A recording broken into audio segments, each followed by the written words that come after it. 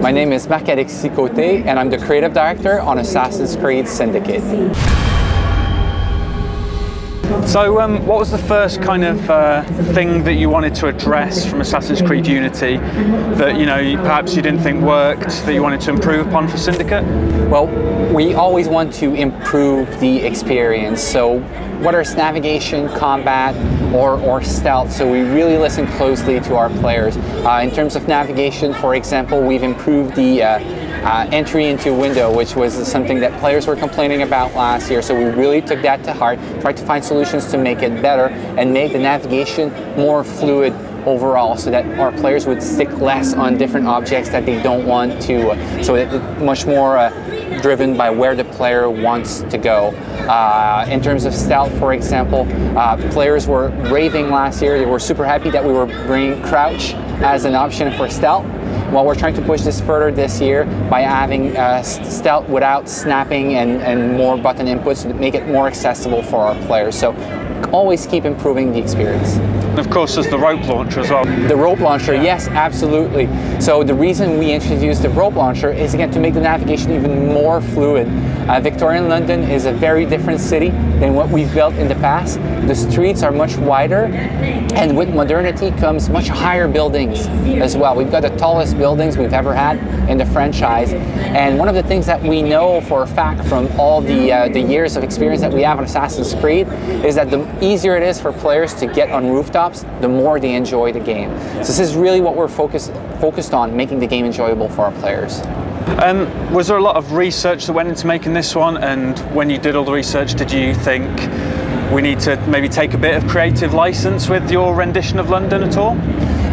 We obviously I'm the first person that comes onto the project. Second person is the historian. So it's really important for us to build a London that feels authentic and credible, especially for people who are from London, so that they feel, it's important for the team that people from London feel proud of the game that we are building. We personally take a lot of pride in that. So we work with historians from London as well, world-renowned historians, in fact, that are experts on the Victorian times. Of course, we take some liberties, but we really choose that very carefully to keep the authenticity of the experience.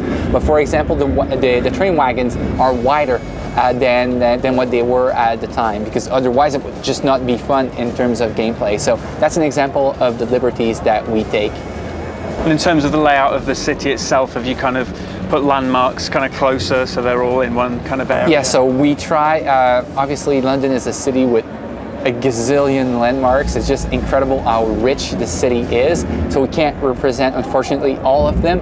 And obviously the city is scaled as well. So what we try to keep, what we're focusing on is the position of landmarks with respect to one another. And in case of London, every city has a different recipe that we need to find to make it feel authentic. And for us, it's the Thames as well. The Thames it's such an important part of the city. To me, it's a part that distinguishes it from all the other cities in the world. Its importance in the center of the city, the width that it has, and that's one of the things we were really careful to make sure that it feels like London. All the bridges, you know, it's like, yeah, so. Absolutely. In terms of side content, you had quite a lot of stuff that was really cool in Assassin's Creed Unity, like the murder mysteries and stuff. Yeah. Do those make a return, or have you got any new side content? So they're making a return as the dreadful crimes. That's what we are calling them this year. So it's a different take on the same idea. But in terms of side content, what we are trying to do this year is to unify all this side content to make sure it has a purpose and a sense in the game, so that you're not just doing random activities. So everything is related to this fantasy of conquering London, building your gang as Jacob and Evie, and then spreading it throughout the city. So it really is about conquering the London borough after borough to build up your gang. So a lot of the side activities are related to that. Okay, so if you are recapturing, conquering London, as you put it, does that mean you're rebuilding old shop fronts and things like you did in the previous games as well? You can, it's a bit different than in the other games, but it's what we call the London upgrades, in the sense that you are building, you are investing on London to make it more useful for you. So London, you can, for example, bribe the police to make them like attack the enemy gangs more than they are likely to attack you, because the police is a neutral agent in this experience. So by bribing the police, you can make sure that it becomes an advantage to you. So there are tons of things that you can invest on in the city that will change your experience. And the rival gangs, are they just kind of the Rooks and the other guys, or are there loads of different It's gangs? the Rooks versus the Blighters, because we feel the need to have a very identifiable enemy for our players, so that they know that the red guys, they're the bad guys. So, and your gang, one of the things I love about the game is seeing your gang spread throughout the city as you conquer the different boroughs. So, and you can invest on your gang as well to make it more powerful and more useful to you. So ultimately, the end goal is to turn that whole London red. Absolutely, green. Green, sorry, green. Yeah. Color of the Rooks. Cool. And how? Yellow. Yeah. Okay.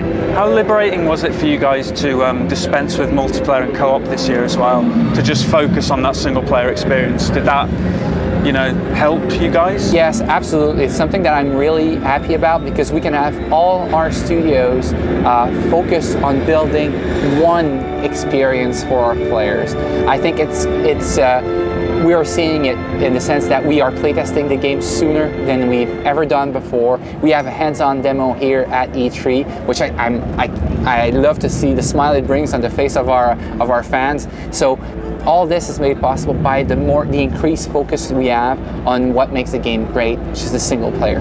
And is that in a way a response to Assassin's Creed Unity's launch? I mean, you know, it had its fair share of bugs. Is it kind of you want to roll out stable and bug-free this year if you can? Well, I think I want players to have a smile on their face on October 23rd when we launch the game. That's for sure. Assassin's Creed Syndicate is releasing on October 23rd on Xbox One and PS4, and later in the fall on PC.